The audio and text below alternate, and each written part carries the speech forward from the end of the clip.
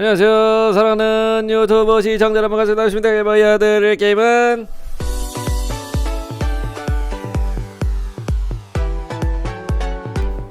안녕하십니까.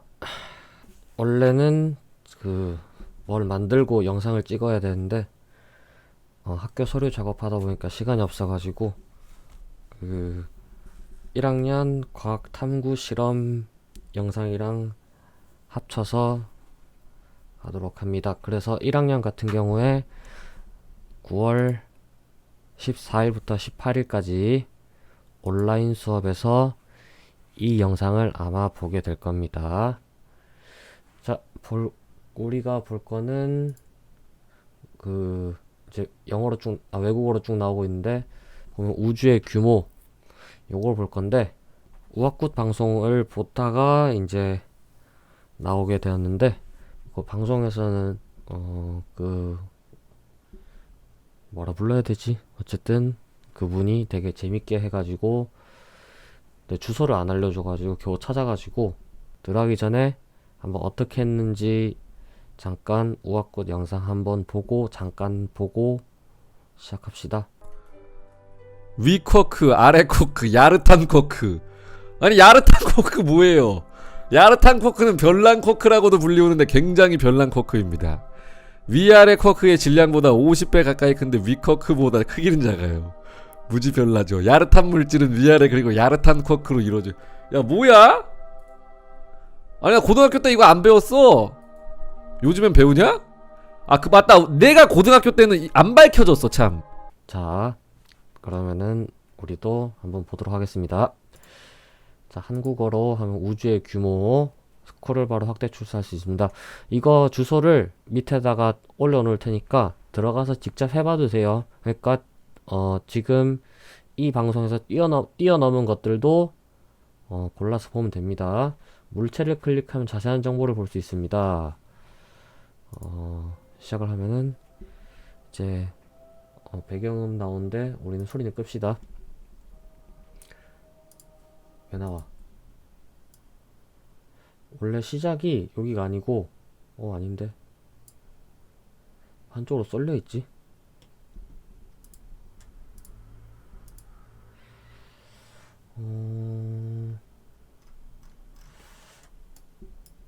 이동이 안 될 건데. 저기요.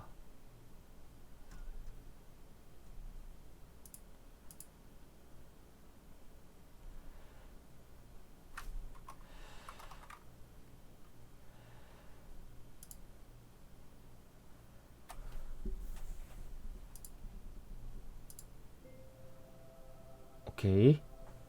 자, 소리를 끄고 보도록 합시다. 자, 일단 인간 보면은 1.7m 1.7m면 전에요. 이렇게 생각합니다. 자, 이제 사람이 요 크기다. 사람이 이 크기일 때 대부분의 이제 우리가 알고 있는 동물들이 나오는데 동식물 해바라기 같은 경우에는 2.5m인데 이거는 제일 큰 게 2.5m겠죠. 그래서 설명은 그냥 누르면 설명 읽어볼 수 있고, 우리는 지금 안으로 더 들어가 볼 겁니다. 사람보다 작은 걸 봅시다. 자, 농구공. 그러니까 사람이 요만하면 농구공 이만하고 비교되죠. 자, 보면은 뾰족 뒤쥐, 벌새, 달걀, 메추리알. 보면은 여기에 마이크로 파장이라고 나오는데, 자, 우리 전자레인지를 영어로 하면 마이크로웨이브고, 지금 여기 나오는 마이크로파도 마이크로웨이브입니다. 그래서 전자레인지 쓰이는 파장 자체가 이 마이크로파인 걸 알 수 있죠. 그래서 1cm의 파장 10에 마이너스 2승미터라고 적혀 있는데, 그렇게 보면 됩니다. 커피콩, 샤프심, 5, 0.5, 0.7, 0.9. 0.9도 있나, 샤프심이? 이런 것도 있고, 더 들어가 봅시다. 자, 요쯤 되면 이제 우리가 생물에서 배우는 영역이겠네, 이제. 박테리아. 가장 큰 박테리아가 750 마이크로미터이다. 진드기, 아메바. 아메바는 단세포 생물입니다. 몇몇 아메바들은 최고 700 마이크로미터까지 자랄 수 있습니다. 거의 1mm에 맞먹죠. 요만한데 1mm면 와, 그럼 보이네? 진짜 큰 거는 눈에 보이겠다. 아메바는 그런 거 있고, LCD 픽셀, 우리가 쓰는 화면이 이제 이 세 가지 색이 이제 깜빡이면서 나타나는 그런 겁니다. 머리카락의 폭, 종이의 두께. 우리가 알고 있는 일반적인 종이가 옆에서 본 두께입니다. 지금 눈에 보이는 거는 되게 두꺼워 보이는데, 이만하게 보이는데, 눈에 보이는 거는 지금 여기는 확대를 해서 이렇게 보이는 거니까 실제 옆에서 보는 종이 크기입니다. 그다음 머리카락의 폭. 내 거는 더 얇을 것 같은데. 자, 육안으로 볼 수 있는 가장 작은 크기 100 마이크로미터. 옆에 보면은 인간 세포 중에 가장 큰 세포인 난자 이렇게 되는데 눈으로 볼 수 있다는 얘기가 되겠네요. 이거는. 자, 더 들어가 봅시다. 피부 세포. 어이구야. 자, 이제 또 화학 관련 나온 적외선 파장 15 마이크로미터. 가시광선보다 파장이 긴 광선을 적외선이라고 한다. 그래서 보통 그래서 이게 이제 적외선이 열을 발생시킬 수 있기 때문에 세포를 움직여서 마찰을 시켜갖고 열을 일으키기 때문에 뭐 어디가 원적외선 치료 이런 거 하고 하죠. 이런 건 뭐지? 이건 또 다른 단위네. 단위. 투입이란 인쇄 그래픽상에서 제일 작은 단위인데 이건 미술 쌤한테 물어봐도 되겠는데. 자, 세포핵 백혈구, 적혈구. 자, 질병과 맞서는 백혈구다. 자, 호중구가 대부분 차지하는데 여러 개의 핵을 가지고 있다. 오. 대식세포는 지름이 21 마이크로미터까지도 된다. X 염색체. 모든 사람들이 가지고 있는 염색체. 그리고 Y 염색체. 자, 성염색체인 Y 염색체는 오직 남성한테만 나타납니다. 진화할 때마다 Y 염색체 크기는 계속해 줄어들고 있는데 나중에는 없어져 버릴 수도 있다는 걸 상당히 있다는 걸 알고 계셨나요? 상당히. 엄마야. 진화할 때. 자, 파장이 점점 짧아지고 있습니다. 적외선 파장이 아까 길다 그랬고 이제 적외 빨간색의 바깥쪽이기 때문에 이제 점점 우리는 더 짧아지는 짧아지는 작은 크기를 보기 때문에 파장이 짧아지고 있어. 그래서 적색광 750 나노미터. 나노미터까지 들어왔어요. 이제 나노미터까지. 대장균. 어이구야. 이거는 그냥 보고 가요. 자, 자색광. 자색광 우리 보라색. 보라색을 한자로 자라고 하니까 자색광인데. 자, 400 나노미터. 750에서 400. 그러니까 사람의 눈이 볼 수 있는 가시광선은 빨주노초 파남보. 그래서 400 나노미터에서 750 나노미터까지를 사람의 눈이 볼 수 있는 영역이라고 정의를 해놨습니다. 그러면은 자색 바깥쪽 자외선은 이거보다 파장이 더 짧겠죠. 더 안으로 더 들어가 봅시다. 가장 큰 바이러스 미미 바이러스. 이름 재밌네 이거. 이 작은 바이러스는 이 바이러스 자체보다 500배나 큰 아메바 속에서 발견되었습니다. 그러니까 발견된 가장 큰 바이러스였는데 얘가 발견됐네. 메가바이러스. 자, 그리고 또 들어가 보면은 박테리오파지. 짧게 파지라고도 불리우는 박테리오파지는 200 나노미터 사이즈다.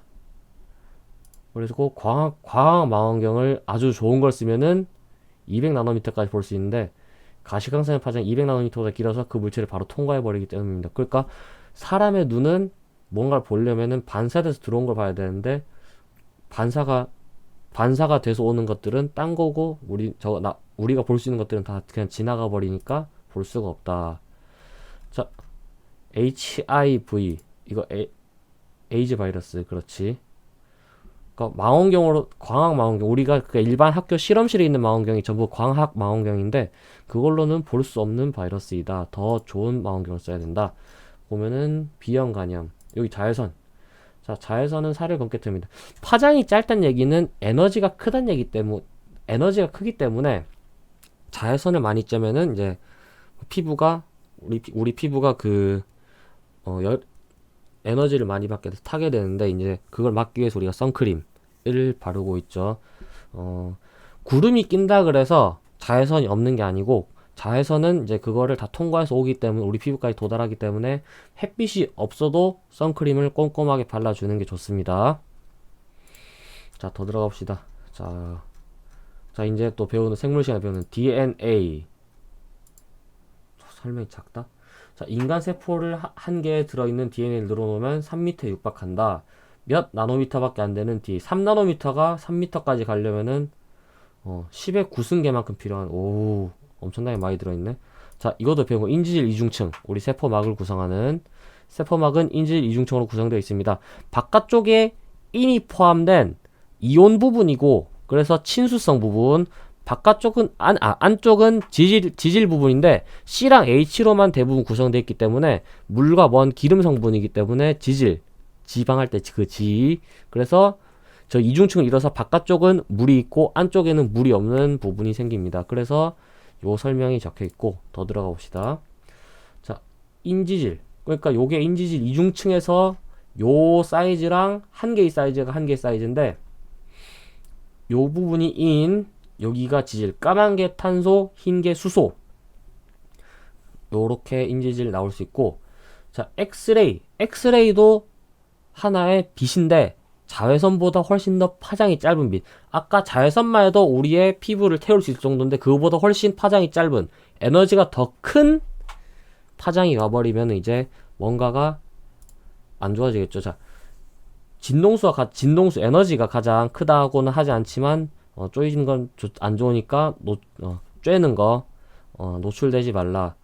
엑스레이를 막는 보호막 납을 사용하는데 두꺼울수록 차단율이 높다. 그래도 뚫고 지나갈 수 있다. 그러니까 우리가 엑스레이 찍으러 가면은 우리는 기계 앞에 딱 서 있는데 그거는 좀 약하기 때문에 크게 자주 하지만 않으면은 가끔 쬐는 거는 지장이 없는데, 그래도 방사선사 분들은 계속 쬐야 되니까 문 닫고 들어가서 이제 누르고 열심히 하죠. 자, 옆에 포도당 분자 C 6개짜리 6탄당인데 이제 가주 당 분자가 하나 있는, 그래도 이거 꽤 800피코미터까지 10의 마이너스 18 곱하기 10의 마이너스 10승까지 내려왔습니다. 지금 엄청나게 짧은, 이제 손으로도 표현 못할 정도로 짧게 내려왔는데 이렇게 읽어보면 되고, 버키볼, 요거는 우리 일반적으로 책에서 배운 건 플러렌 C60 축구공처럼 생긴 분자를 얘기합니다. 그리고 탄소 나노튜브,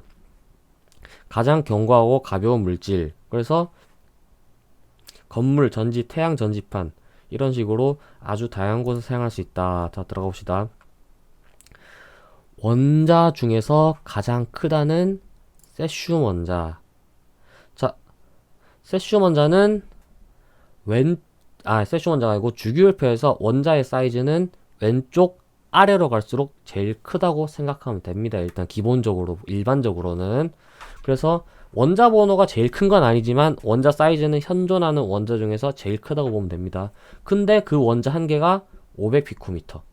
그러니까 엄청나게 작아요. 그리고 이런 걸 연구하는 곳이 화학이니까 아주 좁은 곳부터 시작해서 과학이 시작된다고 보면은, 이런 건 화학을 띄우는 거니까 그런 거는 좀 자제하고, 일단은 지금 뭐냐면은 우리는 사람이 이제 과학이라는 거를 연구하는 거니까 인간에서부터 시작해서 가장 큰 곳은 어디인가, 가장 작은 곳은 어디인가. 그러니까 그렇게 얘기하면은 이제 모든 과학 4개의 과목을 다 아우르게 됩니다. 자, 들어가 봅시다. 미키마우스가 아니고 물분자입니다, 이거. 자, 280피코미터. 이건 세슘은 500피코미터. 물분자가 세슘 원자보다도 작아요. 왜냐면은 산소나 수소의 사이즈가 이거보다 훨씬 작기 때문에.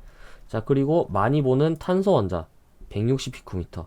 자, 전자망원경을 써도 50피코미터 사이즈까지밖에 볼 수가 없다. 탄소는 볼 수 있네. 자, 그래서 엄청나게 작은 것도 볼 수 있지만 그보다 더 작은 건 보지 못한다. 그래서 뭘 못 보냐 가면은, 요 옹스트롬 하나의 단위입니다. 단위 10의 마이너스 10승미터 옹스트롬이라는 단위인데 원자의 크기를 표현하는데 쓰이는 단위이다. 전공 배울 때 배운 것 같은데.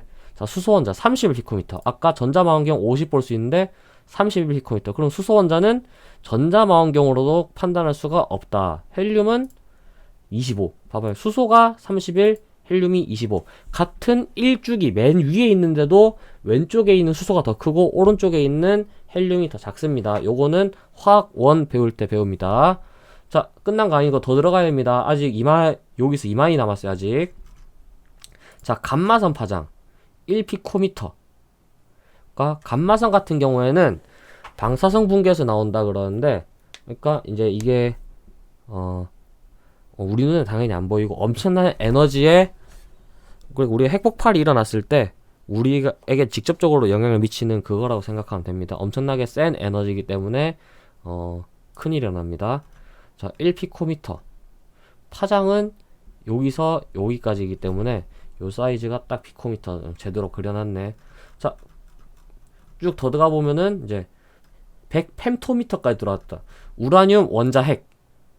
그러니까 아까는 원자의 크기였다면은 우라늄은 되게 원자 번호 큰데 왜 2까지 들어왔냐면 얘는 핵만, 주변에 전자 구름 다 무시하고 핵만 보기 때문에 자연계 원소 중에서 가장 큰, 그러니까 자연적으로 만들어진 원소 중에 가장 큰 우라늄 원체. 그러니까 핵 융합이 일어날 때 이제 자연적으로 만들 수 있는 가장 큰 핵입니다. 요거가 이제 분리되면서 이제 핵 반응을 일으켜서 우리가 지금 발전을 하면서 할 수 있는 거죠. 자, 염소. 이거는 많이 봤죠. 6펜토미터. 와. 전자가 5.64 펜토미터라고 하는데 이거는 고전 모델이니까 지금은 아니겠다. 원자 핵이 아무리 그거 해도 전자만 할 수는 없으니까 더 들어갑시다. 헬륨 원자 핵 3펜토미터. 헬륨 원자 핵은 헬륨 원자에 비해 1000분의 1배 가까이 작습니다. 그러니까 헬륨 원자가 아까 쭉 다시 들어오면은 25피코미터인데 요 동그란 4개가 차지하는 게 25피코미터의 1000분의 1 사이즈밖에 안 된다는 거죠. 다시 가봅시다. 더. 자, 양성자. 이거는 우리가 그냥 수소 원자 핵이라 생각하면 돼. 수소 원자 핵, 융합과학 할 때 배웠죠. 옆에 중성자. 사이즈는 거의 둘이 비슷하다. 이렇게 알고 있으면 되고, 쿼크에 대해서는 안에 더 들어가 1펜토미터, 10의 마이너스 15승까지 내려갔습니다, 지금. 이 길이보다 더 짧은 길이 정의되지 않았다. 왜냐하면 발견이 거의 안 되니까. 양력. 우리가 우주에서 작용할 수 있는 4대 물리력이라 그러든가 하면은 강한 핵력, 약한 핵력, 전자기력, 중력이었나? 그렇게 4개인데 그 중에 약한 핵력. 그래서 양력 4가지 기본 상호작용. 아까 얘기한 그 4가지. 2가지 핵력은 그 세기가 약하다. 거리가 멀을수록 양력은 약해지는데 10아토미터. 그러니까 요 범위를 벗어나면은 양력이 사라진다. 그러니까 아주 가까운. 그러니까 딱 붙었을 때만 작용한다 생각하면 돼요. 그냥 붙었을 때만. 그다음에 우리가 배우는 업 쿼크, 다운 쿼크. 우리 지금 업 다운 영어로 배울 건데 아마 쿼크를 업 쿼크와 다운 쿼크가 있습니다. 이거는 많이 배우죠. 이게 뭐냐면은 위 쿼크, 업 쿼크, 아래 쿼크, 다운.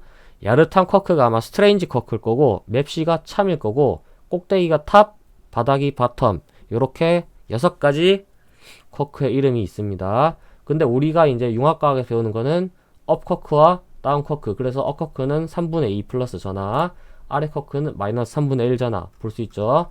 그 다음에 스트레인지. 업 다운보다 50배 가까이 큰데 작은데? 아, 질량이 더 무겁다고. 근데 크기는 작다. 훨씬 더 밀도가 크다고 보면 되겠네. 그래서 이렇게 볼 수 있고, 더 작은 쿼크도, 자, 참 2세대 쿼크들은 1세대 쿼크인 위아래 쿼크로 빠르게 분개한다. 그러니까 얘는 나중에 업다운으로 만들어진다, 이 얘기인가 보네요. 자, 바닥 쿼크, 바텀 3세대 쿼크다. 그래서 이것도 1세대로 간다, 나오네요. 고에너지 중성미자, 높은 에너지 가진 중성미자는 그 크기도 큽니다. 15젝토미터 1.5 곱하기 10의 마이너스 20승까지 내려왔는데도 아직 2만이 남았어. 자, 들어갑니다. 더 이제 여기서부터는 우리가 거의 보기 힘든 영역이기 때문에 이미 그 전부터도 보기 힘들었는데, 자, 가장 가벼운 쿼크인 위아래 쿼크의 질량의 10만 배 질량을 가지고 있다. 그러니까 크기는 엄청 작은데 엄청나게 무거운 쿼크. 꼭대기 쿼크의 질량은 전자볼트로 계산이 된다. 중성리자 물체를 통과해 지나갑니다. 지금도 우리 몸을 지나가고 있다. 전하가 없기 때문에 전자기력 영향을 안 받고 중력과 양력에 대해서 영향을 받는다. 크기가 워낙 작다 보니 영향을 받지 않는다. 그럼 안 받는 거 아니에요? 자, 이제는 사이즈만 나오고 뭔가 없는데 이게 왜 그러냐면은 그냥 쭉 들어가면 돼. 그냥 뭔가가 하나 있어. 맨 끝에. 자, 10의 마이너스 34승 미터. 이제 정의도 안 되니까 그냥 0.0000000001 약토미터로 하는데, 양자 폼, 시공간 폼, 아인슈타인 이론에 따른 우주의 기초, 당연히 존재오브 브라시 이론, 촉근 이론 할 때 그 끈입니다. 이거 우리가 알고 있는 실 말고 플랑크 길이. 플랑크 길이는 길이의 단위입니다.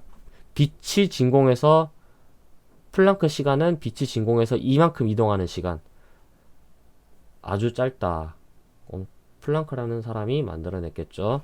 자, 그래서 다시 인간으로 돌아봅시다. 이게 아주 끝까지 들어간 거, 이게. 플랑크 길이까지 끝까지 들어온 거. 자, 인간으로 돌아봅시다. 자, 이제 더 큰 지금까지는 더 작은 세계, 미시 세계로 봤다면 이제 더 큰 세계를 볼 겁니다. 자, 인간 보면은 우리가 알고 있는 것들이 되게 많이 나. 코끼리 5m, 기린 6m, 티라노사우루스 렉스 7m. 이거는 큰 신천호 2.3m. 나보다 크네. 좋겠다. 근데 새들은 크기를 날개를 펼쳤을 때 날개 폭으로 잽니다. 그러니까 이걸 보는 거야, 이거를. 나도 이러면은 내키네미 나보다 크네. 에이. 자, 보면은 사화로 선인장, 뭐 오크나무, 암피코일리아스 프레길리무스 뭐 있고, 흰긴 수염고래, 포유류 중에 가장 큰 거죠.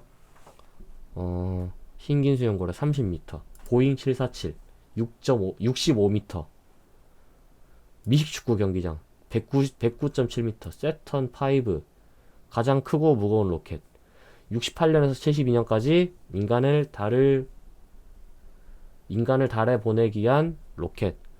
최초, 이제 아직 유일한 건 아마 그 뒤로는 딴 걸 통해서 달을 가다 보니까 이제 최고인 것 같은데, 자유의 여신상 93m, 국제우정거장 108m. 와, 7년 동안 살고 있다. 와, 똑같은 사람들이 계속 있었던 건 아니지만 7년 동안 가동이 됐네. 이게 타이타닉 270m. 근데 와, 저렇게 큰 배도 침몰할 정도의 빙하가 엄청나게, 빙산의 일각이란 게 진짜 대단한 거죠.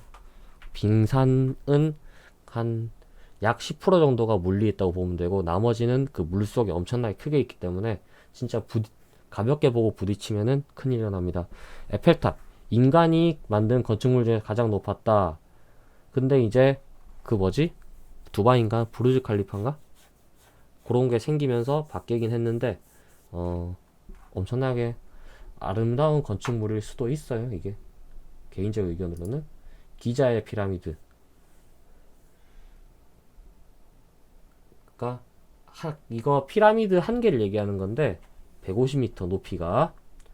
그 다음에 후버댐, 콜로라도 강에 지어진 후버댐은 미국에서 가장 많은 저수용량 가지고 있습니다. 전기도 생산해냅니다. 워싱턴 기념비, 이거 아마 스파이더맨에서 나오지 않았나, 이거? 스파이더맨에서 나온 것 같은데. 그겁니다. 하프돔, 이건 모르겠고. 바티칸 시국, 국가입니다. 이탈리아 안에 로마 근처에 있는, 로마에 바로 있나? 국가인데 가장 작은 나라. 800m. 야, 앙헬 폭포, 영어로는 엔젤이라 써놓는데 베네수엘라에 있는 세계에서 가장 높은 폭포다. 980m. 대부분의 물에 땅이 닿기 전에 공기 중 흩어져 버린다고 하는데, 그래서 그건가 그러면은 안개가 쫙 펴지는 건가? 되게 멋있고. 자, AM 라디오를 여기서 안 들을 건데 AM과 FM이 있는데, AM은 알파벳에서 첫 번째와 13번째 글자인데 이제 그거를 따서 만들었다고 합니다. 크루이냐, 지구의 두 번째 위성이라고 알려졌는데, 지구의 위성은 아니고 그냥 자기 궤도를 돌고 있는 그런 거 같은 놈이네요.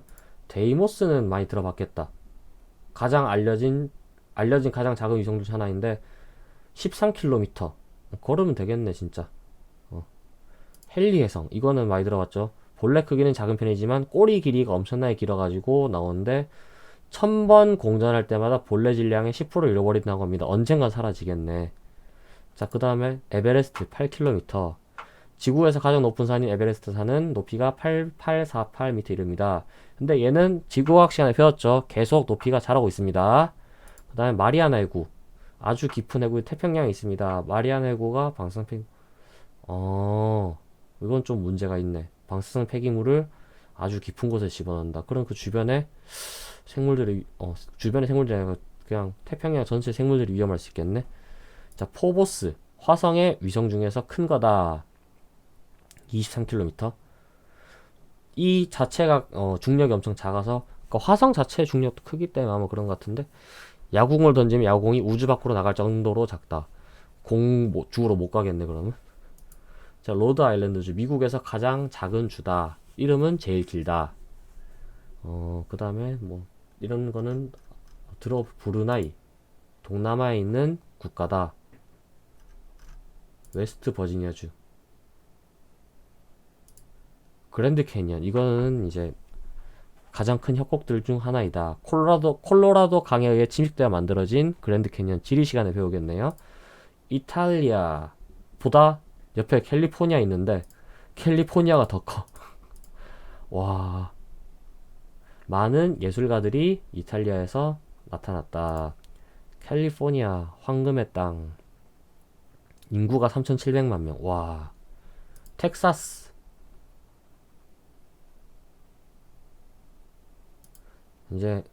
이제 보면은 거의 이제 우주로 나가죠, 이제. 자, 명왕성. 이제 행성이 안 됐죠. 이제 행성이 안 된 이유에 대해서 한번 과제로 이걸 하면 되겠는데, 오늘 수업 과제는 명왕성은 왜 행성이 되지 않았을까에 대해서 인터넷에 찾아서 과제를 제출하면 되겠습니다. 그 다음에 뭐 가니메데, 칼리스토는 목성에서 아마 있는 위성들. 그렇지. 있고 달보다 훨씬 크죠. 3500km인데 달은. 가니메데 5300, 칼리스토 4800. 이오도 이건 어디 있는 거지? 태양계에서 가장 화산이 많은, 이것도 위성인데 어쨌든 3600. 유로파 목성에서 가장 작은 거 3100. 그리고 자, 아시아의 크기 8000km. 이야. 금성 12000. 화성 6800. 많이 작죠. 화성이 붉은 이유는 화성에 있는 철 성분이 녹슬어서, 그러니까 산화철이 많기 때문에 붉게 보인다. 지구학 시간에 배웠죠.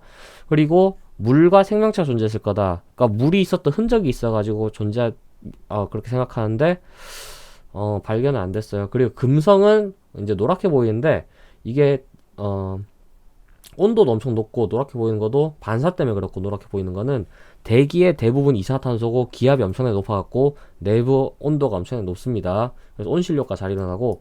지구. 자, 지구의 환경을 반드시 보호해야 됩니다. 시리우스 B 백색 외성. 이것도 들어봤죠, 지구학 시간에. 지구보다 약간 큰 별이다. 이거는 별입니다. 근데 시리우스 A가 밝기 때문에 찾기 어렵다. 이건 왜 있어? 마인크래프트 월드. 자, 이제 우리가 알고 있는 행성들 나오죠. 토성, 천왕성, 목성, 해왕성 다 고리가 있는 목성형 행성입니다. 이거 전부. 목성, 해왕성, 천왕성, 목성 행성. 그리고 지구형 행성은 여기 화성, 지구, 금성. 수성 여기 있네. 그래. 수성. 대기가 없다. 그래서 표면 온도가 급격하게 변합니다. 수성은. 그래서 요거 되게 재밌는 놈인데. 미국도 있었네. 명왕성이랑 비교하면은 미국이 크기가 어이구.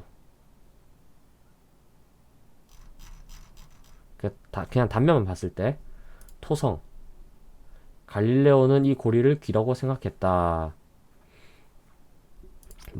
목성에서 우리가 당연히 기체로 이루어졌기, 대부분이 기체이기 때문에 착륙가 불가능하고, 착륙하다가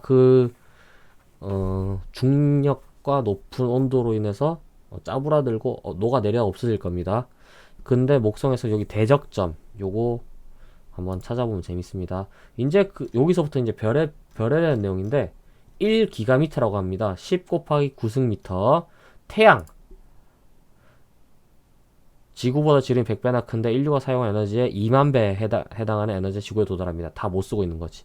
자, 이제 알타이르, 시리우스, 알파 센타우리 이런 것들 배울 수 있다. 지구에서 가장 가까운 항성계인 알파 센타우리 항성계에서 가장 큰 별. 항성은 이제 태양이나 이제 우리가 별을 항성이라고 부르면 돼요. 별. 밤하늘에서 네 번째로 밝은 별이다. 시리우스. 밤하늘에서 가장 밝은 별이다. 그러니까 우리 별의 밝기 배울 때 그 배우는 거 있죠. 얼마나 크냐 작냐. 크냐 작냐가 아니고 뭔 소리야. 눈으로 보는 거랑 실제 별의 밝기랑 비교하는 게 있었죠. 아마 배울 겁니다. 베가, 직녀성, 알타이르 견우성. 이거 해갖고 여름에 대삼각형 이루는 여기 있네. 데네브. 백조자리의 데네브까지 해서 요렇게 모든 인간의 키를 합하면은 이 정도는 나온다 라고 추정하고 있습니다. 자, 북극성. 북극점과 아주 가까운 위치에서 북쪽을 찾고 싶으면 이걸 찾으면 됩니다. 국자를 찾아서 연장선을 따라가 보세요. 자, 지구에서 태양까지의 거리는 이만큼이다. 그거보다 더 큰 별이 존재한다는 거지. 데네브. 이야, 데네브는 한번 보고 갑시다. 백조자리에서 가장 밝은 별이다. 지구에서 3200광년. 빛의 속도로 3200년 달리면은 데네브에 갈 수 있습니다. 우리 지금 2020년 살고 있는데 5220년 되면 지금 출발한 5220년 빛의 속도로 밝다고 할 수 있는 25개의 별 중에서 가장 멀다. 가장 먼데도 엄청나게 밝게 보이는 별이라고 하니까 엄청나게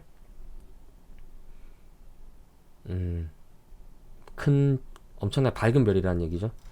자, 그리고 뭐 황새치 자리 R, S, 세페우스 자리 W, 안타레스, 세페우스 자리, 해왕성에서 태양까지의 거리. 그러니까 우리가 일반적으로 태양계라 부르는 거리가 이건데 이거보다 더 큰 별들이 존재한다는 거지.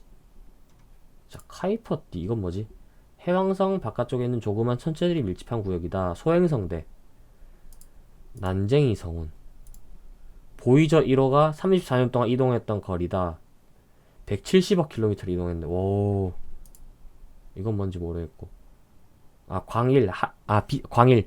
빛이 하루 동안 가는 거리. 당연히 우리는 빛의 속도로 못 가기 때문에 어떠한 탐사선도 이 거리를 이동하지 못했다. 헤일 밥 해성에서 태양까지의 거리 가장 멀 때. 세드나에서 태양까지의 거리. 세드나가 뭐지? 한 번 공전하는데 10,000년이나 걸린다. 이야, 가오리 성운. 이제는 별 한 개가 아니라 성운 무리를 이제 보는 거죠. 우주의 햄버거 이건 뭐지? 빛을 반사하는 먼지와 검은 먼지의 모음이다. 고양이는 성운, 모래시계 성운, 깜빡이는 눈, 고리 성운, 광년. 이거는 뭐냐면은 빛이 1년 동안 이동하는 거리. 그러니까 이거를 아까 3200 이거에 3200배가 되면은 데네벨 갈 수 있다 이건데, 이제는 성운. 자, 파색. 이거는 좀 알아놓으면 좋은 단위입니다. 자, 지구가 공전하면서 다른 별들이 움직이면서 보인다는데 이거를 시차라고 합니다. 해서 계산식이 이렇게 있으니까 지구학 시간에 잘 배우면 됩니다. 자, 나머지는 뭐 알 수가 없기 때문에 제가 알 수가 없기 때문에 하는데 10에 18승미터까지 왔습니다. 자, 성운 아직도 덜 왔어. 근데 궁수자리 외소은하, 소마젤란 운, 사냥개자리 외소은하. 이제는 은하로 넘어갑니다. 단위가 뭐 NGC3310. 다른 은하와 충돌해 생긴 은하들 중 하나인데 모양이 바뀌고 있습니다. 이 나선은 매우 아름다운 나선파를 가지고 있고 우리로부터 4천만 광년 이상 떨어져 있다. 어이구야. 우리 은하. 이게 이제 우리 은하 안에 살고 있다. 이게 태양계가 아니고 태양계는 요 정도밖에 안 됩니다. 아주 작게. 이게 포함된 은하. 그러니까 우리가 별을 이제 일반적인 망원경으로 보는 별들이 있는 곳. 천자자리 은하, 소용돌이 은하, 수레바퀴 은하, 바람개비 은하, 안드로메다. 이거는 우리가 많이 쓰는 단어니까 우리 은하의 쌍둥이 은하에다 거의 비슷하게 생겼네 실제로. 자, 비슷한 모양과 크기를 가진 은하로서 가장 가까우다. 그래서 이제 안드로메다로 정신을 보냈냐 뭐 그런 얘기가 나온 건가. 그래서 자, 수십억 년 이내에 두 은하는 서로 충돌해서 더 큰 은하를 형성할 거다. 이런 미코메도 될 건데 수십억 년 뒤에 살아 있으면 한번 보면 됩니다. 올챙이 닮아서 올챙이 은하. 지구가 태양을 초점으로 지구가 공전한 거리를 다 합하면은 요 정도 나옵니다. 우주 전체로 보면 얼마 안 됐다는 얘기지. 지구도 얼마 안 움직였다는 얘기지. 우리 은하에서 안드로메다까지 거리가 이 정도 된다. 엄청나게 먼데? 자, 국부 은하군. 아벨 2029. 이건 뭐지? 10억 광년 떨어진 뱀자리에 있는 은하는, 와, 이거 어떻게 관측했지? 이거를 우리가 빛을 봤다면은 10억 년 전에 생긴 빛이 우리 눈으로 들어온 거니까, 와, 우주는 엄청나게 오래된 겁니다. 그래서 천자자리 은하단, 화로자리 은하단, 요타미타까지 10에 24승까지 올랐습니다. 초은하단, 초공동, 초은하단, 집단, 집합체, 슬론장성. 이건 뭐지? 요 부분을 얘기한다는 건데, 우주에서 가장 큰 물체다. 많은 은하들로 이루어져 있는데 은하 필라멘트라고 부르다. 우리가 여기에 있지 않지만 10억 광년 정도 떨어져 있다. 기가 파색. 파색 배운 거에 기가 10억 곱한 거. 우리가 관측 가능한 우주의 크기가 14기가 파색이다 라고 나오네요. 자, 아직도 더 남았어. 아직도 허블 딥필드까지의 거리. 허블 우주망원경이 밤하늘의 빈 공간을 긴 노출 시간을 주어 사진 한 장을 찍었는데 3000개가 넘는 물체들이 있었다. 아직은 어디 있는지 모르겠지만 일단은 127억 광년까지 찍었다니까 그 안에 어딘가 있다. 이 얘기겠죠? 자, 우리가 예상되는 우주의 크기고 요 바깥 원이 우리가 우주라고 예상하고 있는 거고, 이게 우리가 지금 관측하는 우주니까 뭐야? 아직도 미지의 세계가 엄청나게 남아있다. 지구과학은 이게 매력인 게 진짜 끝이 어딘지 모르니까 이런 게 되게 좋아요. 끝이 어딘지 모르는 게. 더 기술이 발전하면은 더 먼 것도 볼 수 있고, 화학 같은 경우에는 안으로 더 안 들어가겠습니다. 더 작은 물질이 아니고 이제 더 작은 거에 대한 것도 발견할 수 있는 거고, 이미 우리 눈으로 우리가 관측할 수 아예 없는 그런 것들을 이미 연구하고 있는 학문이고, 생물 같은 경우에는 우리가 살아가는 그것들을 이제 연구하는 학문. 그리고 이것들을 모두 아울러서 하나의 물리 이론으로 다 묶여서 그걸 연구할 수 있게 해주기 때문에 과학을 하나를 안 듣는다, 과학을 하나만 하겠다 이러면은 우리는 그냥 그런저런 평범한 게 되는데, 좀 이제 특별해지고 싶으면은 그래도 4개를 다 공부를 해가지고 연계를 얼마나 잘 시키냐, 요렇게 하는 것도 좋을 것 같습니다. 그래서 한 이제 40분 정도 될 것 같은데, 1학년 학생들은 과제를 잘 해주시면 되겠고, 본다고 고생하셨습니다. 의외로 긴 영상이 나왔는데 이거는 자르지도 못하겠네요. 수업 영상이라서 고생하셨습니다.